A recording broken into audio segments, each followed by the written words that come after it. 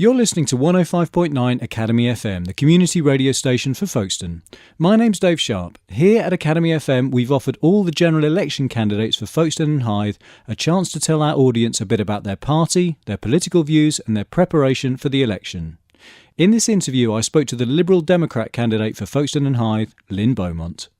Lynne, what do you think are the most important issues for our local area? The main one for me is employment, and it's not just employment, it's well-paid employment.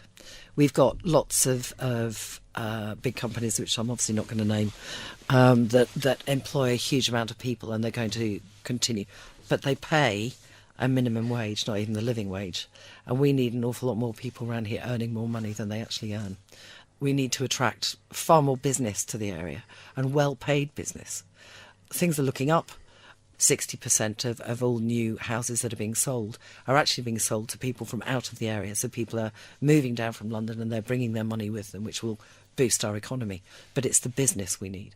And I think in the next few years, with a new build starting on the seafront, hopefully by the end of this year, with everything also that's happening with East Kent College, with further education, and it's also going to be targeted to the skills that we need, I think this is a very exciting time for Folkestone and Hythe and Romney Marsh.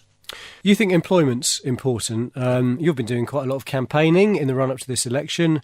What are the actual issues that people are discussing on the doorstep with you? It's interesting because when it comes to a general election, people stop talking about local issues. They start talking about personalities. They start talking about Nick Clegg. They start talking about David Cameron and trying to get to people and say, you're not actually voting for Nick Clegg. But people look at national politics on such a different scale. And actually what will change how this government is run is the people that you put in it. There's been so much talk recently about MPs and they all went to private school and they're all the same. And actually it's not about what sort of school you went to. It's about what you've done with your life afterwards. It's about your life experiences, your skills, and it's about listening and it's about fighting for that local area. And I think that's what people really need to concentrate on. Do you find it a little bit frustrating that your party has been in power for the last 5 years? They're not doing particularly well in the polls, and that's obviously, from what you say, reflected on the doorstep in people thinking about national and, Nick Clegg rather than Lynne Beaumont sort of issues. Do some of the things that the Lib Dems have done in government actually frustrate you? Oh, they more than frustrate me. I very nearly walked at tuition fees. But just because you don't like something doesn't mean you walk away. And I had to stop and think about it and thought, what do I do? Because I signed that pledge because I was the candidate at the 2010 general election. And I signed the pledge that I would never have voted that way. And I can honestly put my hand on my heart and say, I would never have voted for it. But I know we had to give tuition fees because it's a give and take in coalition. You get some of your policies and you don't get others. We had to give tuition fees to stop the Conservatives annihilating the NHS. But historically, whoever is in coalition, the smaller party always gets squeezed and killed by everybody else. And it's totally unfair. However hard these cuts have been, the other thing I hated more than anything else was the bedroom tax. Now, I understand why they introduced it. We have a massive shortage of housing and council housing, 2-3 bedroom houses. But it's their home, it's not just their house. Who've lived there 40, 50 years. What's the alternative, though? What would you have rather seen in place to sort that problem out? What I suggest, and I actually think what this is being put forward with the bedroom tax, is the amount of people who stick their hands up and say, yeah, OK, I'll move. I will move to a smaller property. And there's hundreds of them across Shepway who stuck their hands in the air and say, yes, please, I want a smaller property because I can't afford this and I don't need this amount of space. But those smaller properties do not exist. Those incredibly clever people up in central government with all their special advisors didn't put into the equation that those properties are not there for people to move into. Are you therefore one of the proponents of building a lot more housing in the Folkestone and Hythe area? We have to. And we have to have more affordable houses. We also need to look at the empty homes. It's a long time since I looked at those figures, but I think there was something like 4,000 around Shepway, because a lot of them are holiday lets that have just been left and all the rest of it. Why are we not getting those houses and homes back into use? That's what we need to be doing. When you're campaigning on the doorstep and people ask what would you do if you were in power, you can talk about housing and things like that. And people might bring up the thorny subjects of tuition fees and so on, things that you yourself are not happy with what your party's done in government.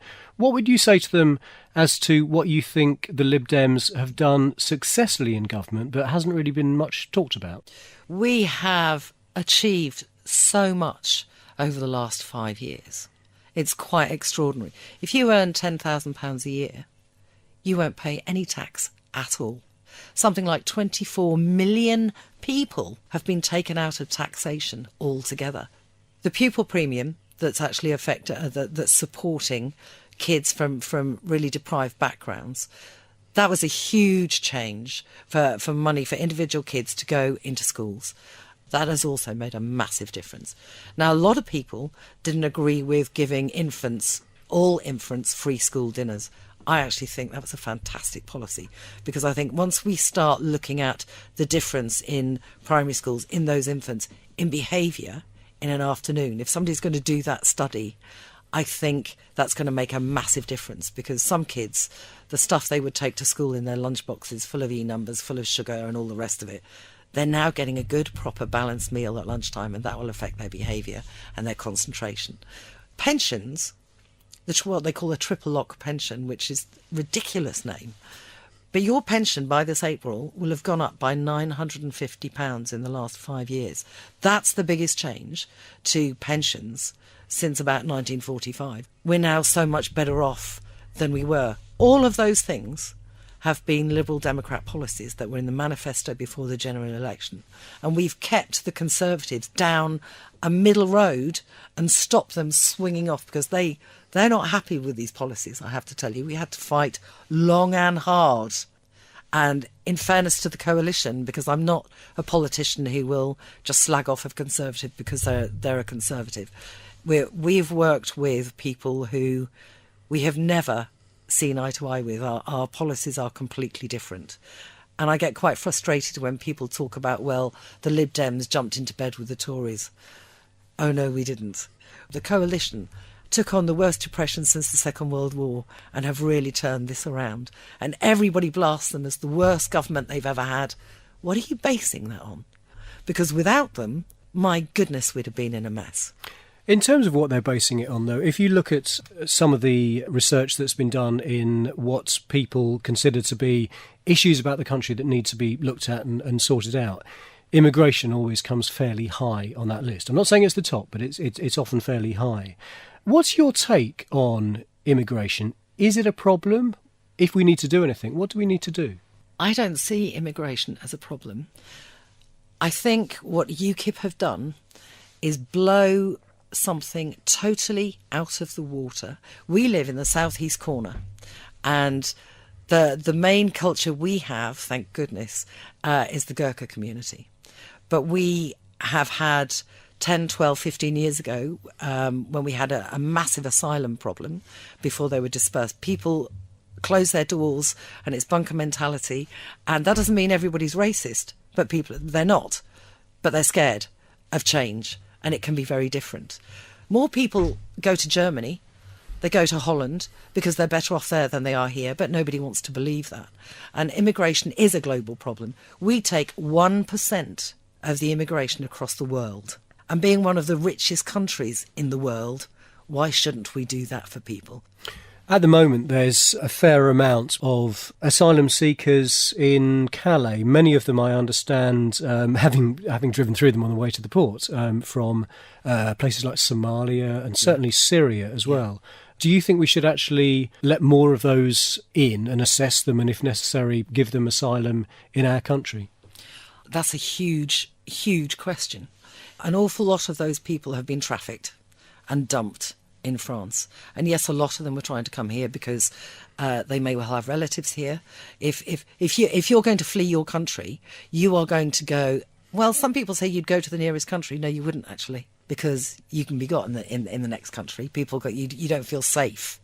If there's a piece of water you can cross, that would make you feel safe. But how those people are living and the conditions they're living, and they are people. They're not just asylum seekers, because I think we talk about asylum seekers, and we give all these people a label, and you're talking about young teenagers, you're talking about people who've been bundled on the back of lorries to save their lives, and their families have paid thousands of pounds for them to be brought to England where they will be safe, and they have been dumped by these people traffickers. And we really need to help those people, and everybody needs to chip in and help solve this problem. I want to talk about local issues now and how central government affects what can happen on a local level. What do you think we can expect to see regarding our services locally if the Lib Dems were going to be again part of a coalition government? I think we'll see more of the same. I mean, just across Shepway, we've introduced apprentice schemes. There's been 3,900 apprenticeships started since 2010 in Shepway, courtesy of the Lib Dems. And that was something we had to fight for. I'm sure the Conservatives told me it was courtesy of the Conservatives. Well, it was Lib Dem policy. Everyone's taking credit. Absolutely. Everybody's taking credit.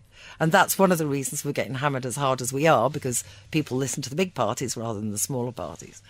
So apprenticeships is one example of what we can expect to see more of in the local area if the Lib Dems were in coalition government. What else? Yeah. More people are going to be taken out of taxation, so more people are going to have more money in their pockets. Now, to me, the Lib Dems are quite a green party with all these thousands of houses that are going to be built in our area. Why are we not compulsorily making any new build have solar panels? Why are we not capturing water and using it to flush our toilet? It's simple and it solves our electricity problem. Now, Dungeness, for instance, everybody knows I didn't want a Dungeness C, but that's a very long time away now, and Dungeness B is now being extended to 2028. Now, for the Romney Marsh, the bigger employer on Romney Marsh is not Dungeness, it's tourism. And tourism is the way to go for Romney Marsh. We want those people who have an extra £800, £920 in their pocket to come and spend it on Romney Marsh. Romney Marsh has got everything you want on a holiday. It's got beautiful beaches, it's got railways, it's got churches, it's got wildlife, it's got everything that you would want to do on a holiday. And that's where we need to promote it. And I've been saying this for a long time, and that's what I would be doing down here. In this election campaign, you've got to cover the Romney Marsh, of course. It's part of the Folkestone and Hythe, or big chunks of it are part of the Folkestone and Hythe constituency. And you've got to cover Folkestone, Hythe, bits of the North Downs. It's a big area. How are you going to be doing your campaigning? Are we going to be seeing events? Are you going to be standing John Major-esque on a soapbox in Folkestone Town Centre? Are you just going to be sending flyers out? How are you actually going to approach this? It's a mix of all of that. I've already done my John Major-esque bit, if you like, or the very first one of it. I took out 3 tubes and hundreds of plastic balls, and I had pictures of Damien Collins, our MP, Charlie Elphick, the MP for Dover, and Damien Green, the MP for Ashford. So I took 3 local MPs and spoke to hundreds of people and said, can you put a ball in the tube of who is our MP? And I was fascinated to find out that 7 out of 10 people do not know who our MP is, and certainly don't recognise him. Now, Michael Howard, love him or hate him, doesn't matter, was an extraordinarily good constituency MP. And he never stopped, even as leader of the opposition. You'd still find him down here on a Saturday. You would still find him going to local events. I want to be an MP who works locally and fights for us in Westminster. I won't be voting on party lines if it's bad for our area, because I'm not interested in climbing a greasy pole of a politician's career level. I just want to fight what's best for our area. You're listening to 105.9 Academy FM, the community radio station for Folkestone. My name's Dave Sharp, and I was speaking to the Liberal Democrat candidate for Folkestone and Hythe, Lynne Beaumont. The full list of general election candidates for Folkestone and Hythe is Lynne Beaumont, Lib Dem, Damien Collins, Conservative, Seth Cruz, TUSC, Claire Jeffrey, Labour, Rohan Kapoor, YPP, Andy Thomas, Socialist Party of Great Britain, Martin Wybrow, Green Party, and Harriet Yeo, UKIP. For more information and interviews, head to academyfmfolkstone.com.